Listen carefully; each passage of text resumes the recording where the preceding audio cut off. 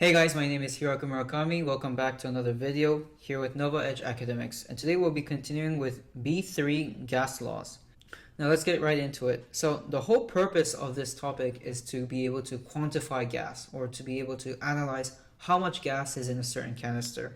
Or, if you look at this, for example, right, there are some gas molecules that's being drawn.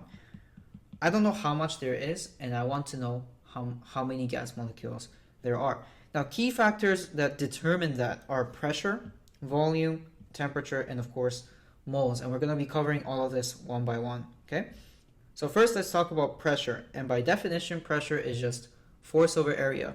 So if I, let's say I press a certain, surface with a certain area, then I can be able to quantify what pressure I'm applying. Now, one key factor to remember is that force and area have to be perpendicular to each other, which means I have to take the sine of it. So for example, if I have a force that's coming here, but area is this way, right? I have the angle here, then the only component that I'm calculating is F sine theta over A. I'm not doing F over A, I'm doing F sine theta over A. Okay, so just keep that in mind. Okay, now let's do a practice problem just to kind of groove ourselves into this and understand what pressure is. Okay, part A. So the conclusion you can draw is that the pressure is higher when it's at the lower spot, and then less and less. This is actually the reason why, if you dive into a pool very deep, then your ear gets really hurt because the pressure is immense at the lower height. Okay, let's do part B. All right, so just to quantify the volume of the water has to be the same as the volume of the beaker. So 26 times 84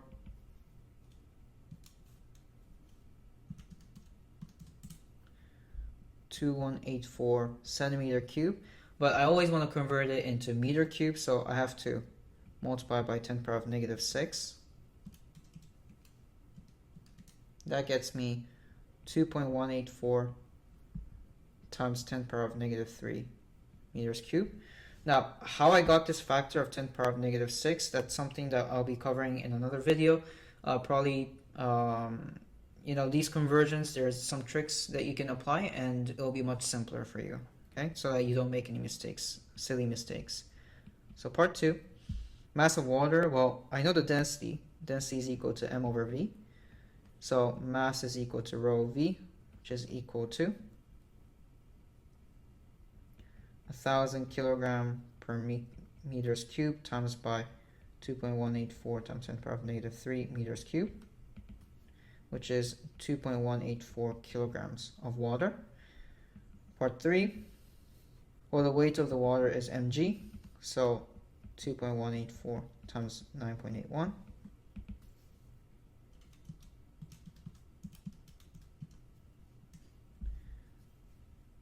is 21.4 Newton. Okay?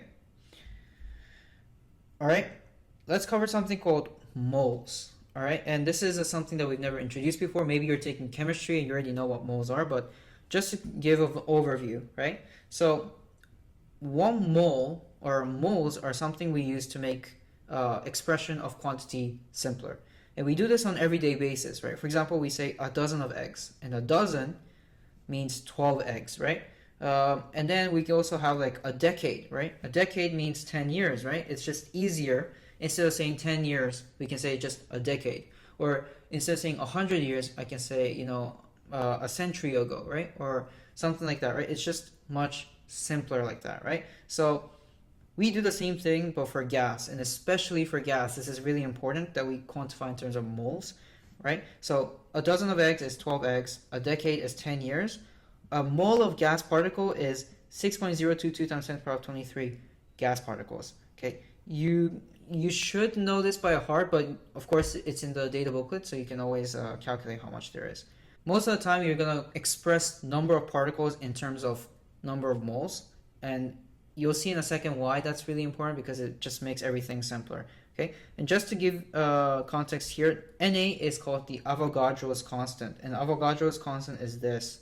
So it's 6.022 times 10 to the power of 23. So if I know how many particles there are, let's say, there is, 10 times 10 to the power of 23, then I can divide that by 6.022 times 10 to the power of 23 to find how many moles that is equivalent to. That's just the expression of this equation, okay? So how big is a mole, really? So let's picture it, because it's really hard to picture 6.022 times 10 to the power 23, right? Well, if I were to say that I have a mole of basketball, right, that would actually be the equivalent to the volume of the entire Earth. Like, it's an incredibly large number, right? So it's like, okay, why would you use that, right? It's just so inconvenient, it looks like. But when I picture in terms of particles, like gas particles or molecules, it actually makes things a lot simpler, because a mole of water is actually only 18.01 grams. So this is a mole of water. There is 6.022 times 10 to the power 23 particles of water, or molecules of water in this one, right? So you can see how much easier it is to express in terms of moles, rather than saying every time that there is 6.022 times 10 to the power 23 molecules, okay?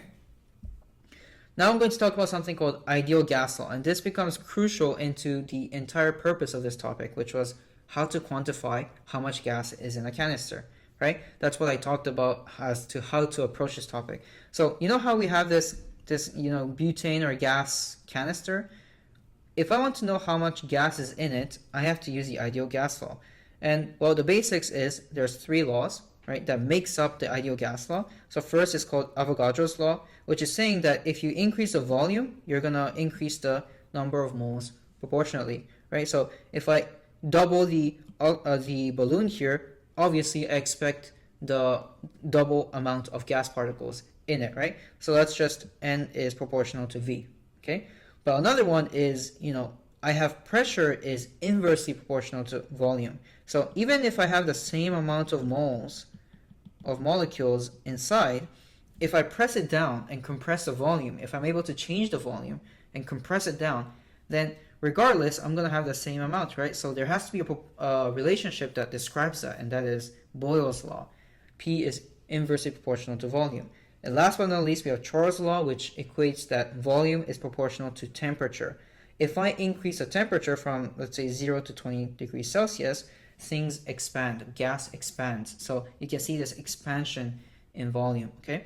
Now, if I were to put this all together, I'm going to get ideal gas law, which I'm going to talk in a bit. But let me first show this graphically, okay? So if I were to show this graphically, what this relationship looks like, N is proportional to V. So if I double N, I double V. Or if I double V, I double N, right?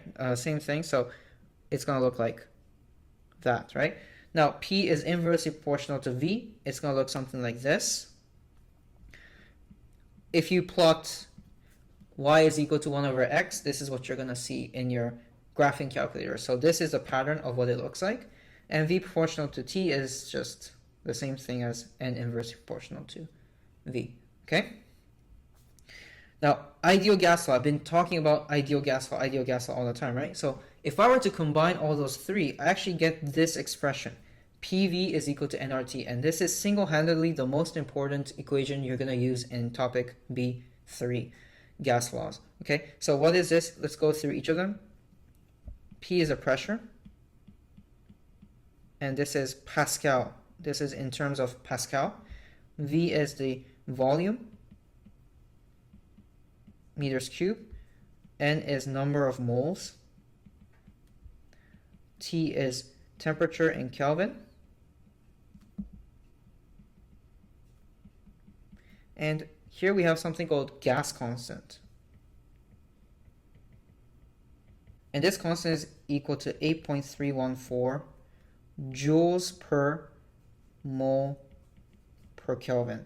Okay, and why does this have like this weird unit? Well, here's the thing. Well, if I rearrange this, then I should get the R is equal to PV over NT, right? And this should essentially be equal to Pascal times meters cubed over by mole times Kelvin, right? Well, actually, Pascal times meters cubed is the same thing as joules, okay? And that's why we get this expression of joules per mole per Kelvin, okay? All right, so let's use this to solve some problems. So pause the video and give this a try. Okay, so let me first isolate N, because that's the amount of gas, right? So N is equal to PV over RT. P here is atmospheric pressure, so 1 times 10 power of 5 Pascal. Volume here is 27 centimeter cubed, which is equivalent to 27 times 10 power of negative 6 meters cubed. R is 8.314 and 298. And you should get 0.0011 mole. Okay. B. What was the mass of oxygen in the cylinder? So we know the number of moles of oxygen, right? This is 0.0011 mole. Well, I want to find the mass, right? And the mass is given by this expression where mW is a molecular weight, right? So 0.0011 mole times it by 32 grams per mole. That should give you 0.035 grams of O2. Okay. Part C. Okay. So we're given the new pressure and the new volume. Okay. The amount of mole doesn't change, right? Because it's trapped in here. Okay. So N and R doesn't change. So PV over NR is equal to T, which is equal to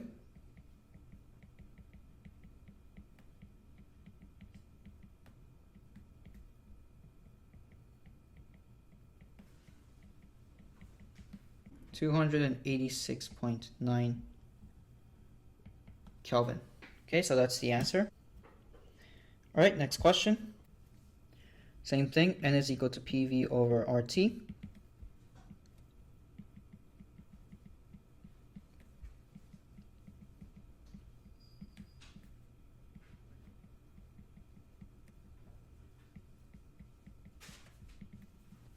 That should be 0.0722 mole. Okay. Now, here's the thing. There's an assumption when we use this equation, okay? And that assumption is called the ideal gas assumption, okay? And these are the assumptions that's listed. You actually need to know maybe 2 of them, okay? And the first one is called negligible volume. So each gas particles, right? Each gas particles, I'm treating them as point masses. They have no volume whatsoever, okay? Another assumption is that there is no intermolecular forces. What does this mean? Well, it means that there are no attraction between the gas particles. So if the gas particles get close together, right? Remember that each gas particles have their own atomic center with its nucleus, like positive nucleus, and it also has electrons floating around, right? So there can be some attractions in terms of electrostatic attraction between them, right? But I'm assuming that there isn't any, okay?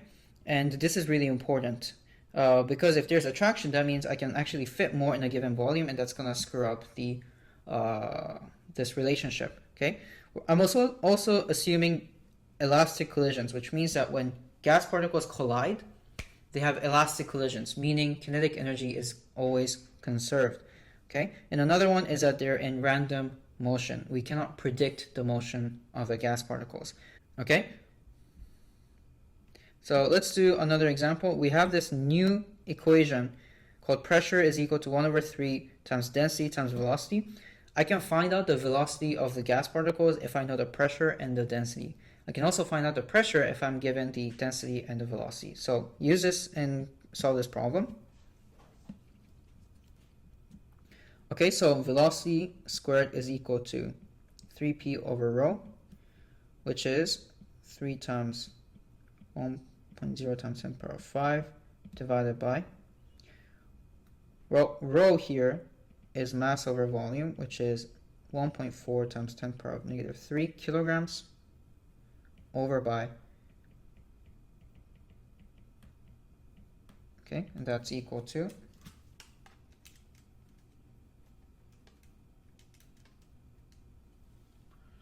1.167 kilogram per cube. So let me put that here. Okay, and if I take the square root of that, I get V is equal to 507 meters per second. Okay, how many moles of nitrogen are in the container? Well, this is simple. I know the mass of it, right? So, and I know the molecular mass, so I can just do N is equal to mass over molecular weight. which is 1.4 grams, divided by nitrogen is 28 grams per mole.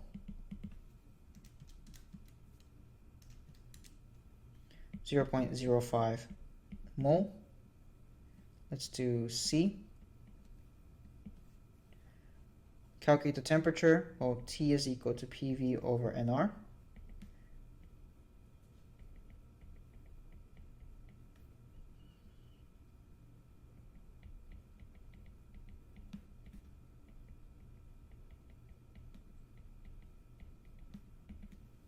(288 Kelvin). 289 actually, rounded up. And last but not least, D, determine a value for the average molecular speed if the temperature rose to 350 Kelvin in the same container. Okay, so the only thing that changes with temperature increase is P. Okay, so because volume doesn't change, number of moles doesn't change, and R doesn't change, right? So T is going from 289 to 350. So that's a ratio of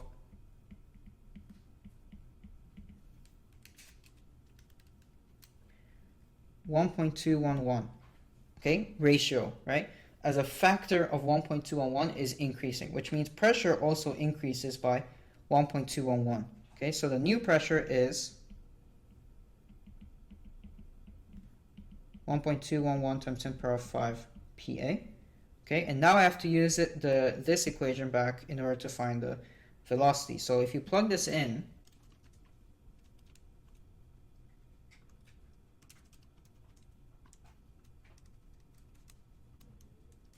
you get that the new velocity is equal to 557 or 558 meters per second. So I hope you got the same answer on this one.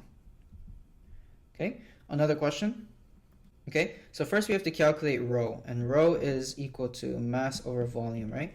And the mass is equal to the number of molecules times by each of their mass. So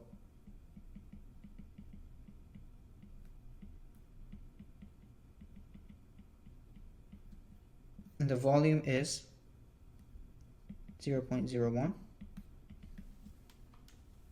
2.65 kilogram per meters cube.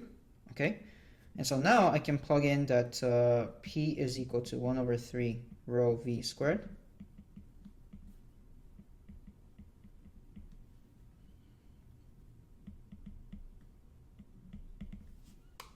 So that is equal to 220,833 Pascal. Okay, and that's the answer. And now I want to talk about something called internal energy of the of ideal gas.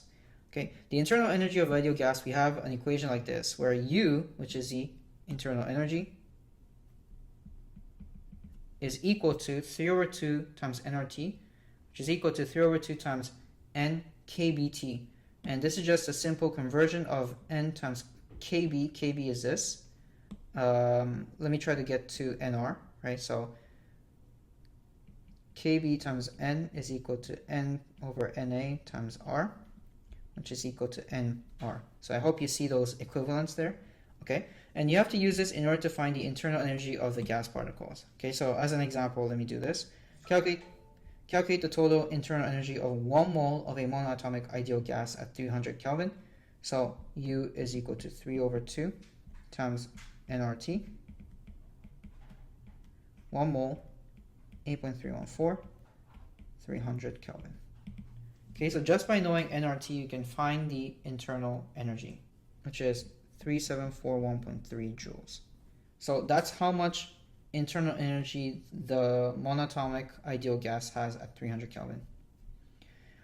And last but not least, I'm going to talk about real gas. You have to know this conceptually. What does real gas mean? Well, real gas is essentially the gas in real life, right? Because ideal gas does not exist. It's just an idealized case, right? And this is something we have in black body as well, right? In black body, we assume emissivity of 1. That's the idealized case. It's the same thing here. So real gas, what does it do? Well, in terms of its conditions, it needs 2 conditions. One is high pressure, and the other is low temperature. What happens when the high pressure? Well, if I'm at a high pressure, that means I'm pressing together the gas to be closer to each other, right? And when they're closer to each other, it's more likely that they will have more electrostatic attractions with each other. And if there's more electrostatic attractions with each other, then I can no longer assume it to be ideal gas because it goes against the assumption of ideal gas, right? Another one is low temperature. Speed will decrease, making particles more susceptible to attractions again. So if I'm going quickly from one here to another, I might pass by and just not care about each other at all. But if I slow down and spend a lot of time, right, a lot of time closer to each other, then I have more time and more opportunity to essentially cause an attraction with each other. And so again, by same logic, it goes against the conditions of ideal gas, and therefore this becomes a quote-unquote real gas, okay? And so that's what I wanted to talk about lastly. Thanks for tuning into this video. I hope to see you in the next one. Hey guys, thanks for watching the video. If you find these really useful, then consider giving us a like and subscribing to our channel. For questions, leave them down below in the comment and we'll try to get back to you. For more academic resources, visit our website at NovaEdgeAcademics.com. We offer one-on-one tutoring service as well as college admission strategy. Let us know what you'd like us to cover next, and we'll see you in the next video.